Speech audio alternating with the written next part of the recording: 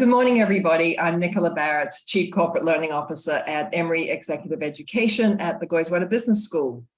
Wonderful to have you all this morning. And as Melissa said, please put where you are this morning in the chat.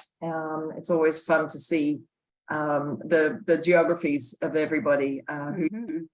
Some of you are getting up very early. We spend Hello, everybody. so much the chat over here. Yeah, Takeda, there you go. We spend so much time of our time at work. For most of us, it takes up nearly a third, some of us maybe a little bit more, of our weekday hours. And when we spend so much time in our work environment, it's really important that we feel positive about our work, about our interactions with colleagues, and feel in control of our careers. For many of us, this is often a struggle. And there are moments, hopefully they're short, but when we feel powerless at work. Research shows that power and influence are communicated non-verbally as well as verbally, often in a matter of seconds. Yet, we as individuals often get this wrong when interacting with others at work, applying the wrong level of assertiveness in any given situation. I'm excited to welcome Melissa Williams, Associate Professor of Organization and Management, to guide us in this session on the science of influence, how we determine who is in charge, how to avoid both over and under assertiveness, and how men and women alike can effectively own their authority and expertise at work. Melissa joined Goizueta faculty in 2011 after completing a postdoctoral fellowship at the Stanford Graduate School of Business. And her research includes investigating the consequences of putting people in positions of power and leadership. And she's currently leading a research project, which I really want to learn more about, Melissa, a research project with a team of surgeons at 4 hospitals on their career trajectories of women in surgery. And so that sounds like a really exciting project. It is. Before I hand things over to Melissa, I do want to highlight an upcoming Goizueta Executive Women's Leadership Program. This is an opportunity for women to come together to learn the power of storytelling, develop a personal leadership narrative, and learn how to leverage your own story to drive your organization's culture, strategy, and direction, and through that, your career. We'll put a link to that in the chat. And if you or any of your colleagues would benefit from this experience, please check this out or contact Tammy Long if you've got questions. As usual, Melissa's going to spend about 35 minutes or so sharing her insights. Please put any questions you have in the chat. I will try and let Melissa know if there are any questions that require sort of clarification along the way. And then at the end, we'll have our usual Q&A session. So please put those in the chat or in the Q&A and we will monitor those. So looking forward to a wonderful session. As Melissa, as I told you, I have a meeting with my dean coming up later. So I'm particularly timely. Yeah. Thanks a lot. All right. Thank you, Nicola, and thanks everyone for being here. I'm excited to talk about claiming your power at work, and these insights that I hope you will find helpful come from research that I've been doing and others have been doing over a number of years about how assertive behavior works, and more broadly, how we understand who is in charge, who is dominant, and who we should listen to in any given situation. So when I say claiming your power, what I'm talking about here is inhabiting the role and the expertise that you have in your professional environment. So sometimes we struggle with this, and it's particularly true for those of us early in our careers, for women, for people of color, and those that's because we may be used to being in spaces where others aren't always sure that we're supposed to be there or aren't used to having us there. But regardless of that fits you, whether that fits you or not, this is a conversation I think for everyone, and that you will find something useful in. So what I'm thinking about is how to make sure that the way you speak, behave, act, come across is appropriately calibrated to your role and expertise, and that you're not missing opportunities to have influence without being aware of them. So that's how we're thinking about claiming your power today. And I'm really looking forward to getting your feedback on this in the question and answer period afterward. Okay, so this is a descriptive chart coming from an accumulation of a lot of data that I think resonates with a lot of us intuitively. So what this graph is showing, doesn't have any numbers, but I think we can get it, is that the more assertive we are, the more effective we have the capacity to be, up to a point, right? And I think we understand that this is how assertiveness works. That if we want to be effective as a colleague, if we want to get things done for ourselves on behalf of our team or organization, we need to ask for things. We need to sometimes push. We need to have influence.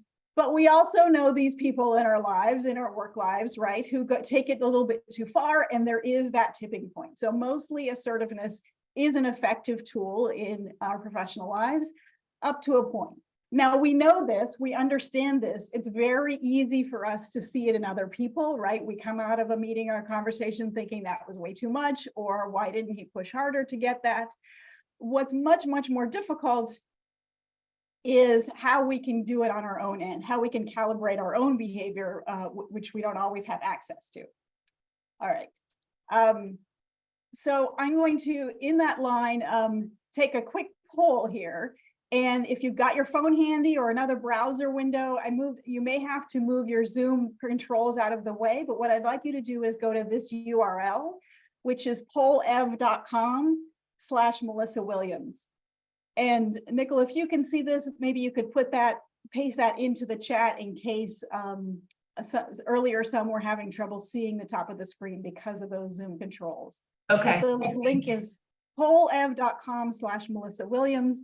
You don't have to enter your name if you don't like to. You can skip that and just be a guest. But you can keep that open because we got a couple of polls today. There we go. And what I'd like you to think about is a recent meeting or conversation that you were in at work, not one where you were just kind of hanging out on the Zoom maybe, but one where you did want to have something to say. And my question here is about the reaction that you had when the meeting ended, right? Because we all sort of walk out the door of a meeting and have some thoughts about that, right? Or we go home and wake up at 2 a.m. and have some thoughts still about the meeting. And my question is about what those thoughts were for most of us.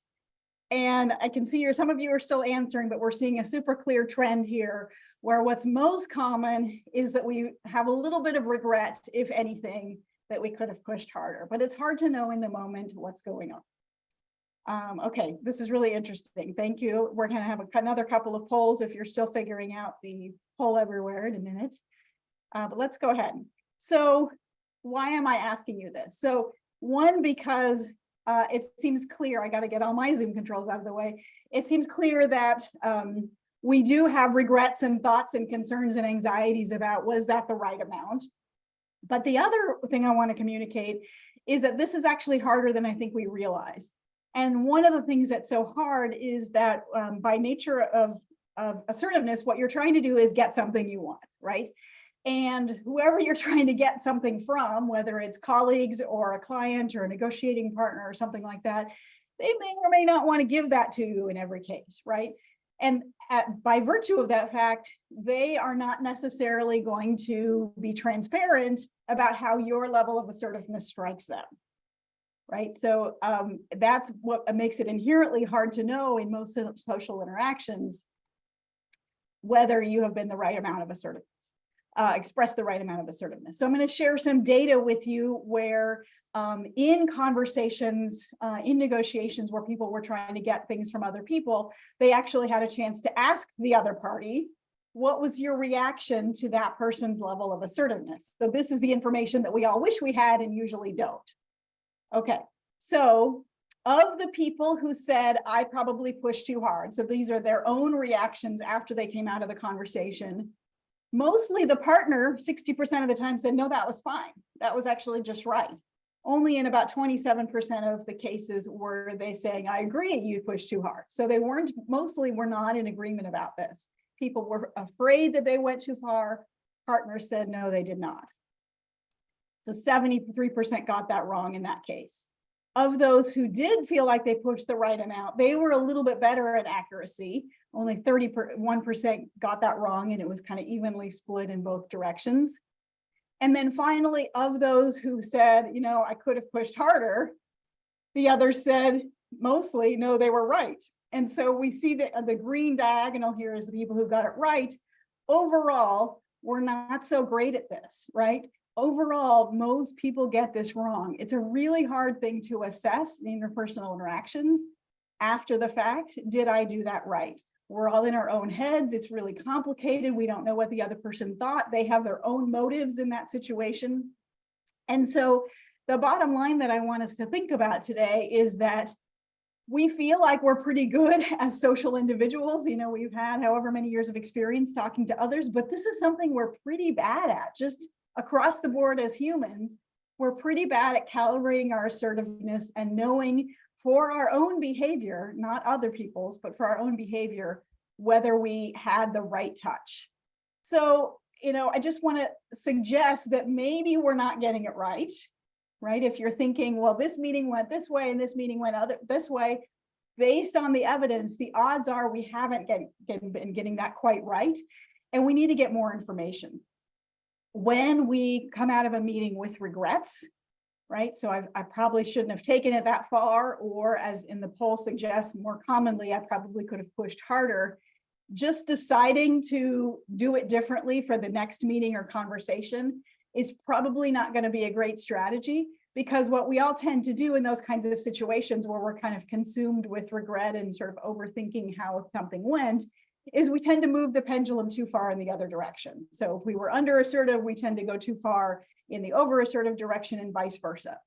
So instead, what we need to think about, what my suggestion here is that we need to get in the habit, as with lots of aspects of our professional lives, but perhaps especially this one, of getting the external feedback. So this is where you come out of the meeting, and instead of, you know, texting your partner and saying, I don't know, that didn't feel so great, I'm not sure that went as well as I thought it would, and, you know, the partner of course was not there and can't say anything about it, that you're getting feedback from someone who was in the meeting. How did you feel like that went? How do you think I came across? Do you think I could have said more? What would you have done in that situation? Because as we were talking about, other people are pretty good at assessing how assertiveness should go, and we're not so good. So they can say, oh, that was fine, don't worry about it.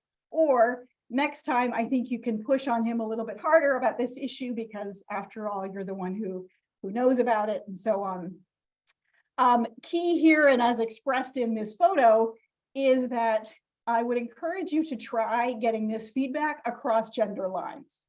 Okay, so if your go-to work buddy is of the same gender as yourself, someone who was in that meeting, try asking someone of a different gender, because you may not get the same answer. And women in particular tend to, you know, we have friends who are of the same gender as ourselves at work.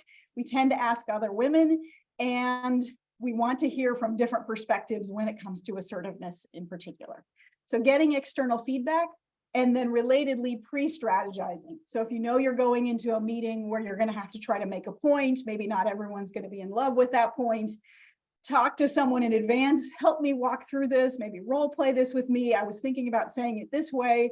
How does that strike you? So we just have to assume that our ability to calibrate our own assertiveness, especially at early stages in our career, is not as great as we think it is. And so we need to overall involve other people in order to get that right more frequently.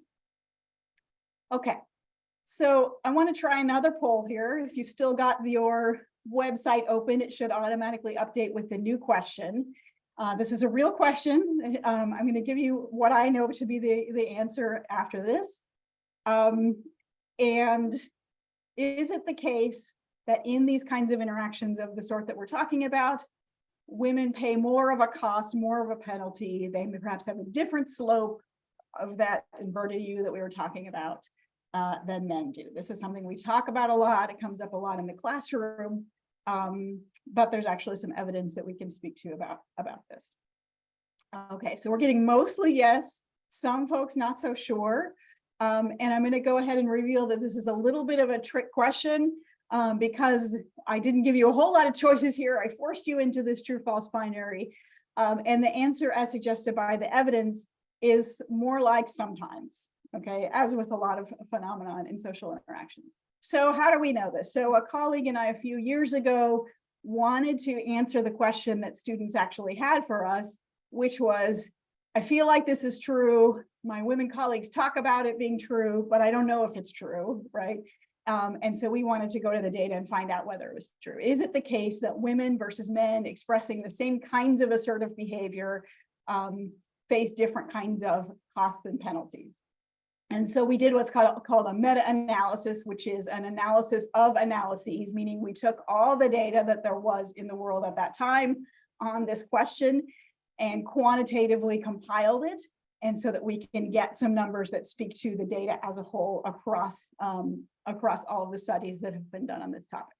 So here's what we found. The key insight that we had here was that assertiveness can and should be looked at not as one monolithic phenomenon, but as something that's done in a couple of different ways. So here's the divide that we found most useful in looking at the data here.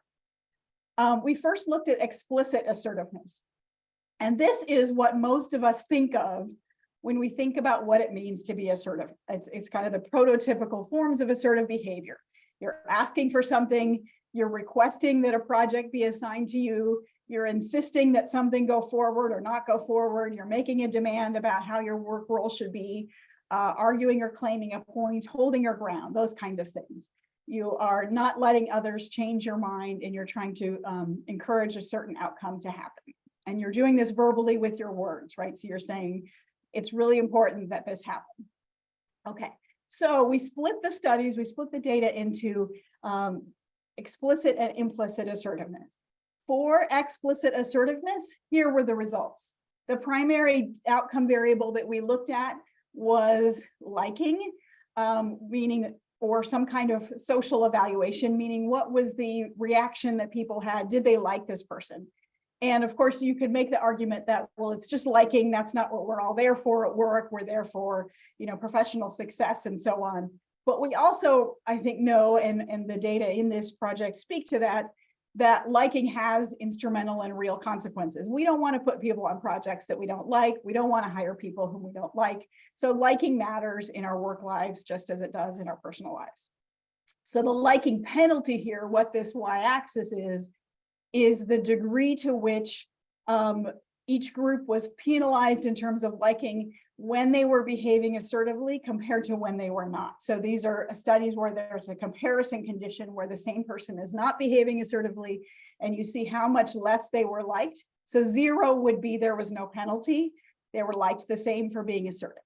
So both men and women, what the data show, both these bars are significantly different from 0. Both men and women do face a liking penalty in these studies for behaving assertively, but it's significantly greater for men than women.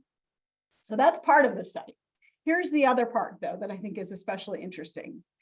There are other ways in which human beings express assertiveness, influence, dominance, and power. We're going to go into these a little bit this morning. And they have to do not with saying what you need, like it's time for me to receive a raise, but using the body and using the voice. So we call them implicit because they're not necessarily things that we're consciously aware of, either as the person behaving assertively or the person receiving them. You never come out of a sales meeting, persuaded to make a big purchase and thinking, well, that person took up a lot of physical space, so I was persuaded. It doesn't necessarily operate consciously, but as we'll talk about, it does have an influence. So when we look at implicit assertiveness, flat 0. No liking penalties. So these numbers, it looks like the number for men is a little bit different, but that's just statistical noise. Neither of these numbers differ from 0. And so basically nobody suffers a liking penalty for behaving assertively through these implicit channels. So it's a maybe and a sometimes in terms of what the data show about liking penalties for men versus women behaving assertively. So, students come to me sometimes and talk about backlash, women students, but men students as well too, that, I want to ask for something. I really have a strong feeling that our company should be going in a certain direction. but I don't want to be that guy. I don't want to be that person who's always making trouble, making difficulty, who's insisting on something and causing problems. And so we talk about that as backlash. And so my take is that, yes, that is a thing, right? We don't like people. That's the sort of the right side of the curve. There may be, in fact, social penalties for assertive behaviors. And yes, it does seem to be worse for women if we're thinking about these verbal prototypical kinds of assertiveness. But the implicit assertiveness doesn't carry these social penalties. So it's not just all backlash all the time for women or for men. And yes, this kind of assertiveness does work in terms of communicating influence and power. And so you may be wondering how that happens. Yeah, is there a question? There's a question Rebecca put in the chat asking whether you think the assertiveness penalty is influenced by corporate culture or the executive gender makeup. Can you comment on that? Whether the assertiveness penalty is influenced by the corporate culture. Culture or the executive gender. I see. So are there women in this C-suite kind of thing? Yeah. So I don't have an empirical answer to that because I didn't have data that also captured organizational culture or the context in which these behaviors were taking place. They tend to be pretty out of context. So we only knew, how the person was behaving and not at the larger context what is. But there is some evidence that overall, having women in top management positions does sort of create a climate that is more friendly to women in terms of women feeling like they can speak up in meetings and organizations in general, but I don't have data specifically on do we see the evidence that the liking penalty is worse. But I think it's a really good question. Like what happens when a given organization does promote women, what are the downstream consequences? And we're just starting to be able to answer that from an empirical point of view. Yeah, thanks for your question. I'm going to go ahead, but feel free to keep putting questions in the chat. And if we don't get to them during the talk, we will try to do so at the end. So where I often get sort of cocked heads when talking about this idea is that, well, implicit assertiveness, how can it be that that actually works? You're talking about, body language and things that seem kind of subtle. So I'm going to try to convince you in the next couple of minutes about how this works. And we're going to do this with a couple of additional polls. So if you've still got that browser window open, just take a look at these pictures. Just based on what you see here, how these people are holding themselves, which one would you guess to be your supervisor asking you to do something? Okay, so we see a little bit of variability, but most people are going with the person on the top. Yep. And here's the reason why you say that. It doesn't matter. I can change up kind of the gender and age of the individuals in the photos. It's because of the eye contact he's making that gives us a very quick cue. And it's because we infer that people making eye contact while they're speaking are individuals who are dominant or have high power in that situation. Whether the eye contact is being made to you, like, here's what I think, or here's what I'd like you to do, or whether you're observing it in terms of other people interacting. We know very quickly that a person making eye contact while they're speaking is the one in charge. Okay, here's a flip situation. You are asking your subordinate to do something. Which one is your subordinate? Setting aside, age and gender in this case.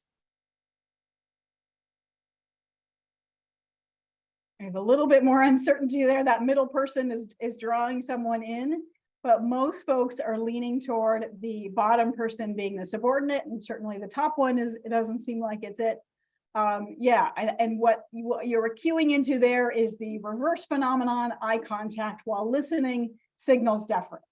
So we know this very quickly. You were able to answer that poll very quickly. That cue is a very powerful one and direct one, and it's one we can use. So if you have a role of authority, if you have expertise and something to say in a conversation, my suggestion would be that you make eye contact while you're speaking and not while you're listening. So sometimes this is interpreted as, well, I don't want to be that guy number A. He looks kind of a jerk. And that's not what I'm suggesting. Rather, in everyday interactions, we feel like don't people make eye contact all the time? But they really don't. Direct eye contact for a sustained period is pretty painful. Most of us don't do it. Instead, what we do is take breaks, right? We look at the person, we nod, we might look away a little bit. We might at least check the time on our phone, for example. We might look out the window and be thoughtful. So there are ways in which all the time we break eye contact temporarily in a way that's not rude or uncivil. And if you're doing that while you're listening, you can, sort of do this. You can be taking notes, making a doodle even, and that communicates that you're still the one in power. If you're making direct eye contact throughout your listening period, that actually can undermine the authority you are perceived to have. Okay, let's try another version of this. So I'm going to hope this plays, and I'm going to open up the chat so I can see your thoughts here. And my question is, that made it stop. Let's try it again. There we go. What do you see here? Just going to ask what comes to mind when you see this.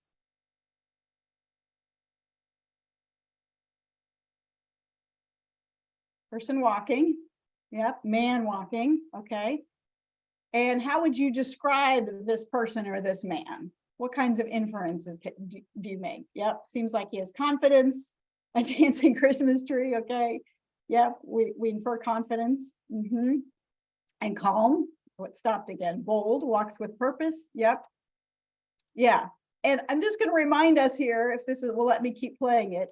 I think it interrupts maybe when the chat is going, that this is 15 dots, right? This is not actually a picture of a human. It's 15 dots, but somehow all of us recognize this instantly as a human figure. Yeah, swagger, I like that word. And I think what this speaks to, it's a very impoverished image, but we can infer so much about it very easily that we are very good at making inferences about humans, who they are, and what they signal to us. So this person, well, first of all, feels masculine, comes across as masculine. And also he talks about boldness, confident. And part of that is the physical size that he seems to be taking up, even though he's just made of dots, and the pace at which he is moving, right? This is a person for whom other people at the end of the hall are waiting for, right? They're not going to start the meeting without him. Other people are going to move from his path. He doesn't need to be the one to sort of edge over to the side if others are coming in the other direction. He seems relaxed. He seems sure of himself based on very, very little information. So what I want to try to express here is that it doesn't take much for us to assess dominance and confidence. We can pare that down to the most minimal basic pieces of information, and we can infer that in others. So we fortunately are more than 15 dots in our professional lives. And so we can think about how our body, our speed of walking, the image we're projecting either does or doesn't reinforce the power that we want to have. So I would say, think about moving slowly. Think about being relaxed in your body language as much as you can, because it communicates more than you might imagine that it would. All right, let's try another little demo. This one you can do at home. I can't see you, no one can see you. So even if it's a little embarrassing, just bear with me and try this. So what I would like you to do is do what it says there in the blue text. Sit in a way where your elbows are away from your body. If you've got another piece of furniture or chair nearby, you can put your arm over it. Make sure your knees are apart. If you want, you can lift up one ankle and put it on the opposite knee, turn those toes out.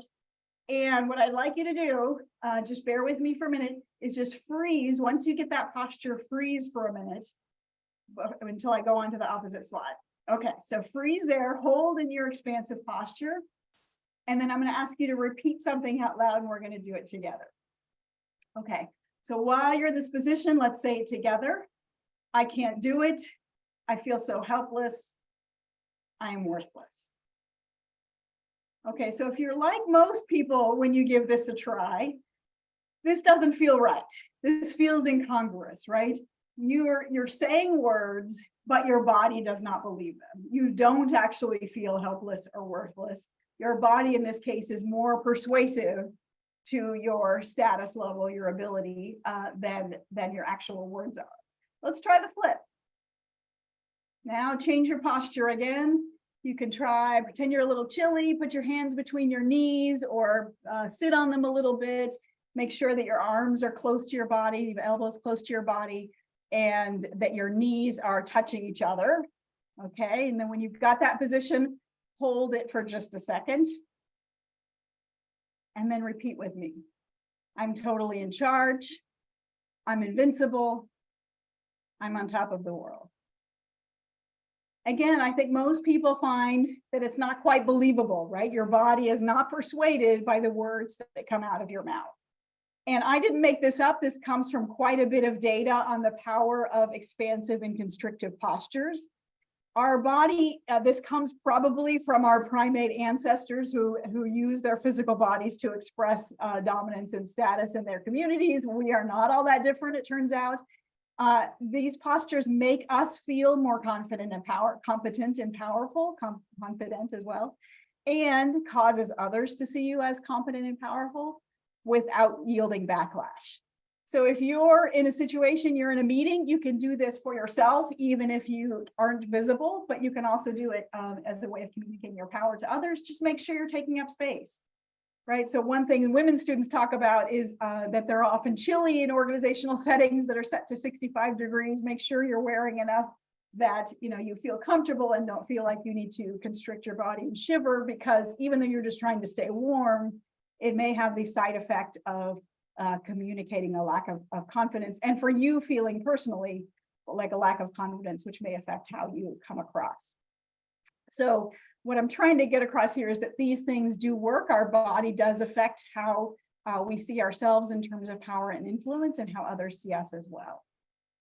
And then a last suggestion here. We've been talking about the difference between nonverbal and verbal kinds of dominance, but here's sort of an in-between version of that. So this comes from many decades of research where teams are formed that don't necessarily know each other very well. They're given some task to do or problem to solve. And among other things, what the researchers are interested in is who gains influence, right? How do status hierarchies form? How does one person's ideas end up carrying the weight and driving the decision that gets made by the group more than other people's? What is it about some people and not others that causes them to have influence? And one finding from this, first of all, is that status hierarchies do form very quickly, right? So within an hour, it doesn't take very long. Within an hour, if you pull people out of the team and say, how's it going? What are you talking about? Who's ending up having more influence?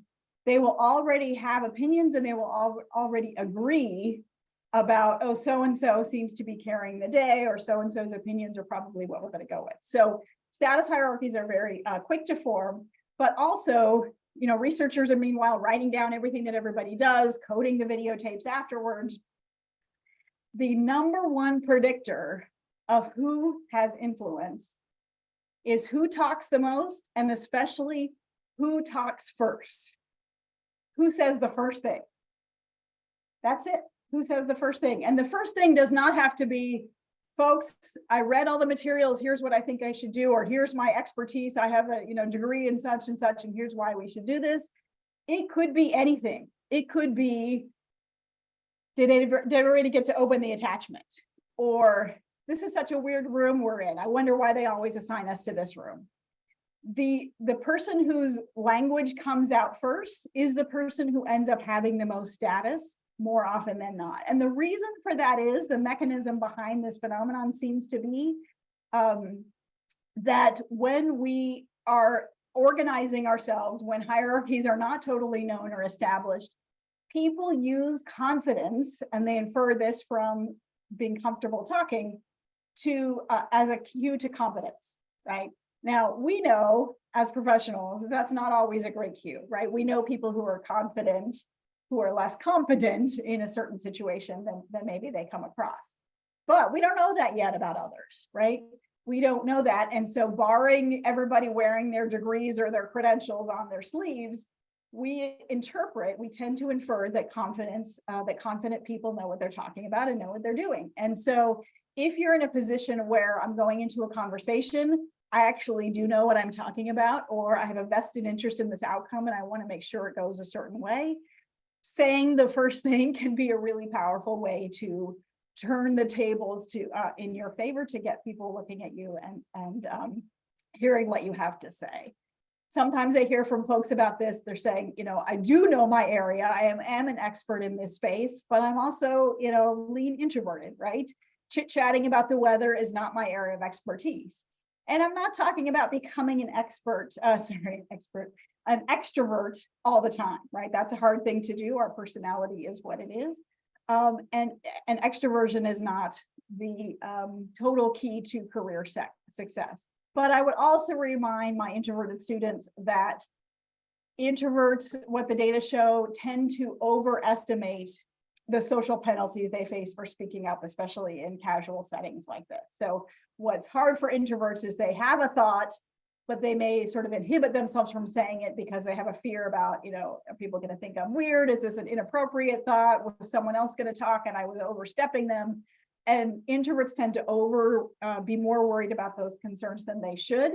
So I would try to, if you lean in the introverted direction, have a plan for an important meeting. Think of one or two things you could talk about. Remember that it's going to be fine, right? And just, chit chat about the weather, whatever it is, because those kinds of things do have a powerful impact in terms of you being seen as an influential and expert person in that situation. Okay. So we've been talking about power in the body and the voice. And my bottom line here is that when you have the expertise by virtue of your role or something you've been preparing or something you know a lot about, make sure that you're not missing an opportunity to claim that power. Use your body and voice to back that up. So we talked about making eye contact while talking more than while you're listening. So that ratio is really key to having influence. We talked about using an expansive posture. That's for yourself as well as how you come across to others. We talked about the pace at which you move. People who have power and influence and people who are seen as having power and influence aren't very fast. In fact, we think of them as like rushing around from meeting to meeting, but in fact, what happens in reality is that the meeting waits for them. They take their time and moving slowly and with a relaxed pace and posture communicates influence. And then finally, we talked about being the one to talk first and getting comfortable talking more as a way of having influence within a meeting or an interpersonal interaction. Okay, so I'm looking forward to hearing your thoughts, but I'm going to end with some takeaways and then you can share your experiences or questions. So these again are coming from science, from the research that I and colleagues have been doing over the past few decades. We talked about getting feedback, right? That we are actually pretty terrible as humans about getting assertiveness right.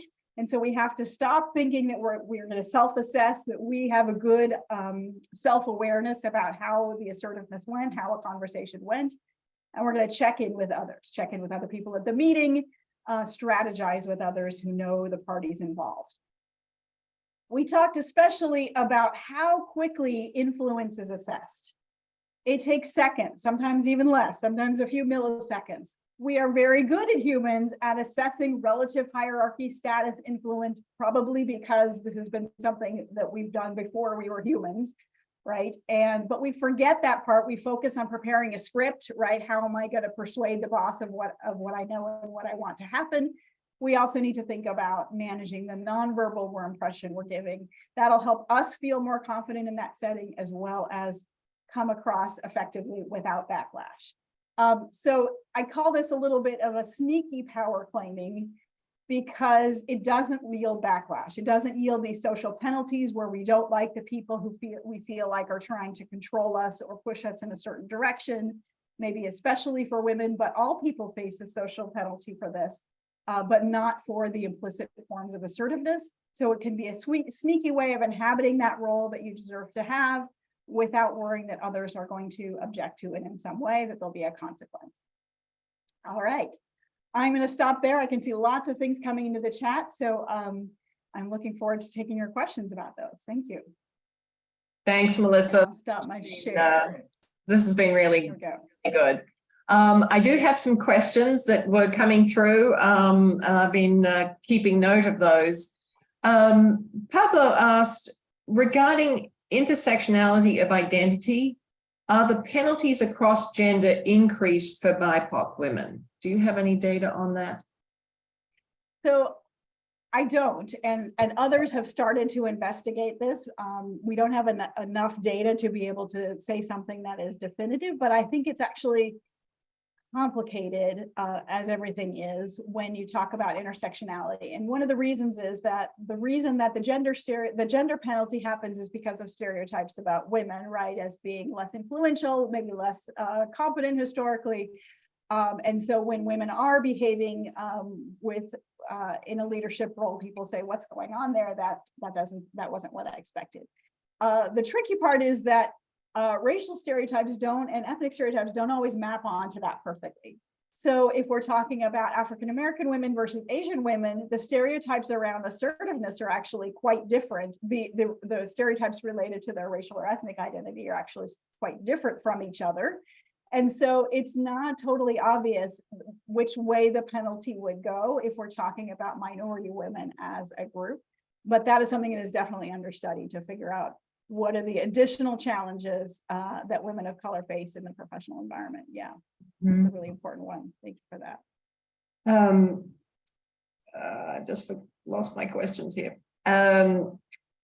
Larry asked, we are 100% remote, and most interactions are email or phone, not even with cameras. So how does this all apply to those interactions where you're not even able to see one another? There's nobody like. Yeah, that's super interesting. And so many companies are, of course, moving that direction, and many are at least on Zoom, if not having these interpersonal reactions. So you get the body part kind of goes away, at least the perceiving of others' 3D bodies goes away. So the empirical answer is we don't know yet, right? This is a new enough situation that we don't know how people assess status via methods that have never existed in our evolutionary history, right? We've never really relied on so few cues when interacting with each other. But I would say that some of the things, if we're talking about phone, some of the aspects could still apply. So I would say the initiating the conversation, talking first once you get on the call could be one that still applies. We see dominance being reflected through the volume of the voice and the lack of hesitations in the voice. So ums and ahs are things that signal to people that the person is less confident. And as I just say one, and so that may be a signal that still comes across. Email, what we know actually is that power is associated with using shorter emails and perhaps paradoxically less jargon. And so we know this from corpuses of emails from organizations. So the Enron corpus is an example where after Enron collapsed, the emails were made public and researchers went a little bit crazy analyzing all kinds of interesting things. The higher up the person was in the organization, the less they wrote and the less jargon they used in their emails. So one of the ways we communicate influence is the same way of like, I've got things to do, I'm not going to sort of write a treatise here. I'm going to say a few things. I think you'll figure it out. You can come find me if you need to more. So there are ways in which even in these more impoverished or new technologies like phone and email that we pick up on dominance cues, but it is also the case that it's going to turn out to be different in terms of how hierarchies get formed and how we understand that information. Zoom as well. One of the really interesting things about Zoom is that we're all making eye contact with each other. And that is one of the things that researchers think makes Zoom particularly exhausting when you're on a series of meeting all day, because we're not used to that. We're not used to looking directly for an extended period of time. So we'll have to see how that changes how we interact with each other and how we assess and claim a power. Yeah. So that's fascinating about the emails. Is there any research to say when you are emailing someone superior to you, your emails are longer? They are longer and they're much more polite, and you include all the things like the beginning and end stuff that's like, hope your day is going well so far. Let me know if you have any questions. Thanks so much for your help. Sincerely, Melissa. Whereas when you email down, it's just like, could you get this to me by Monday? Thanks, bye. It's just much more direct and to the point. And so hierarchy, communication certainly differs up and down the hierarchy. We're already doing that. We're already picking up on those cues. We just don't always know that we're doing that. So bringing that to awareness can help us manage sometimes the impression we're giving. Pablo asks, do women utilizing an expansive posture impact their self-perception of authenticity? Is there any associated psychological cost if it feels like acting? Yeah, you don't want to do things that feel out of your comfort zone, but I think women sometimes forget that they have that authority to take up physical space. They're used to making themselves small and to sort of accommodating others. You know, we talk about this like manspreading on the subway, and men are more likely to do that than women. Women's clothing, even often historically, like skirts have been intended to bring the body closer together rather than expanding. So yeah, so I'm not going to say be someone you're not. I think that does carry penalties, but I would say practice it, give it a try. If you are always or partially on Zoom, you can do this at home and no one may even know whether you're using an expansive posture, because it helps you feel confident and comfortable as well. So it may be something that we can get used to over time and be more comfortable with without paying that authenticity penalty, which is a good point. Marsha asks, in cases of influence during transformational initiatives, what is the best approach? Starting with lower level of assertiveness, working towards higher level, or when you're not familiar with the culture of the team. And I'm not sure if she's talking about sort of a transformational initiative that she's in, or it's an organizational transformation. Yeah, that could refer to a lot of different things, but maybe if I can get to the spirit of your question, what you may be thinking about is these are people you don't know, and it's hard to calibrate or know for sure how much you can push. So one of the exercises that I work on with students sometimes in the classroom is this difference between push and pull strategies, which is related but a little bit separate from the implicit and explicit distinction. But pull strategies are when you are expressing influence, but in a way that is comes across as kind of learning and gathering information as opposed to asking for things. So you might still have an agenda, right, in a new organization or a new setting, or like maybe a team that you've been merged with. But you come into the meeting, maybe you say the first thing in the way that we've been talking about, but it is, can you tell me more about how it works on your team, or what have you folks historically done about this problem? And it's about learning and gathering information and pulling, as opposed to, look, this is what I think we should do, which you may get to, right? But maybe later on, after folks are more familiar with each other and you know more about the lay of the land. So periods of change can be challenging because for these very reasons, like you don't want to step on toes, you don't know everything yet. So you start out with listening, but then you make sure that you are making a switch at some point to make sure that your point gets across. Yeah. I'm just looking at the chat. There were a number of follow-up questions to the one that Pablo asked about being authentic. Gary asked, what does the visual of vulnerability look like? Do you have any thoughts on that?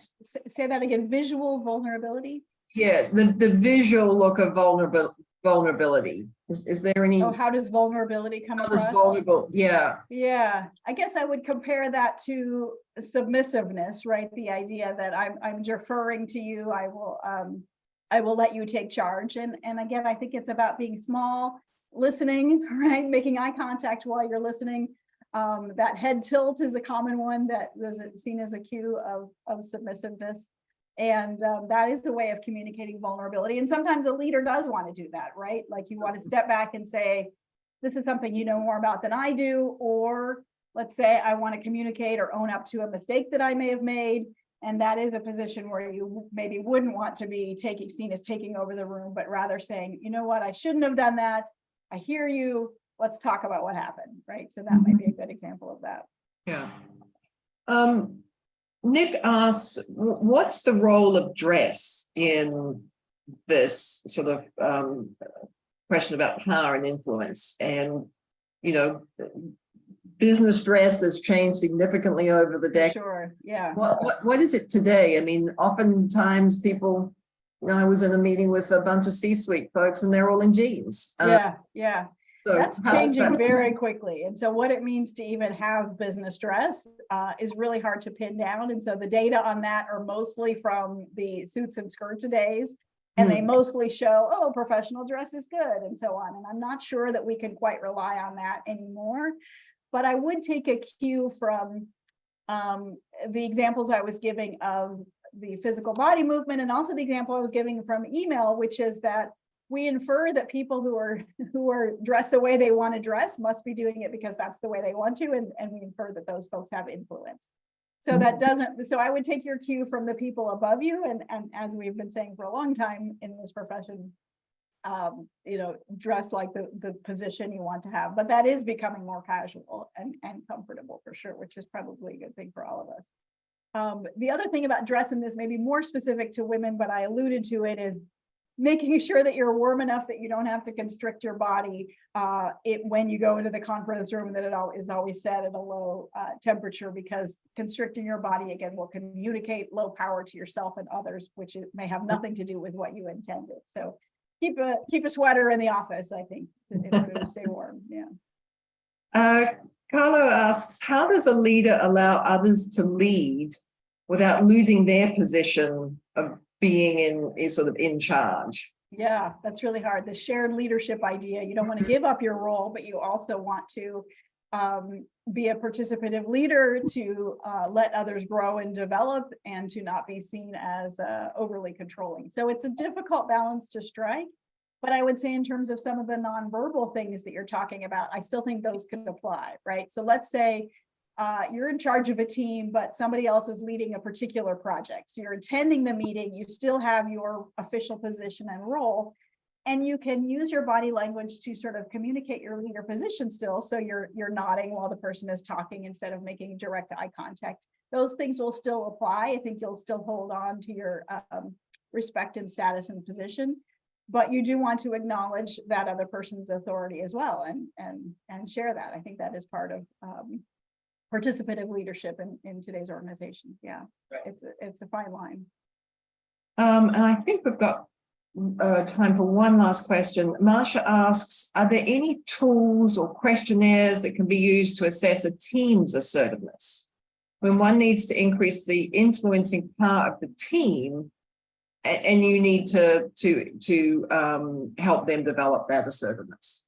That's interesting, and I'm not sure, Marsha, if you mean sort of the team among itself, or I'm just gonna guess that what you might mean is the team needs to advocate something with a large organization or with leadership. Let's say. Yeah, this is an interesting case. And getting back to our questions about gender, what's interesting about it from the data is we can see this is a position where a situation where women actually don't face backlash for even direct asks on behalf of others. So the gender stereotype or the gender penalties tend to be especially focused around women asking for things for themselves, which is, and I'm not trying to give the message that women shouldn't do that, but they do have concerns about backlash.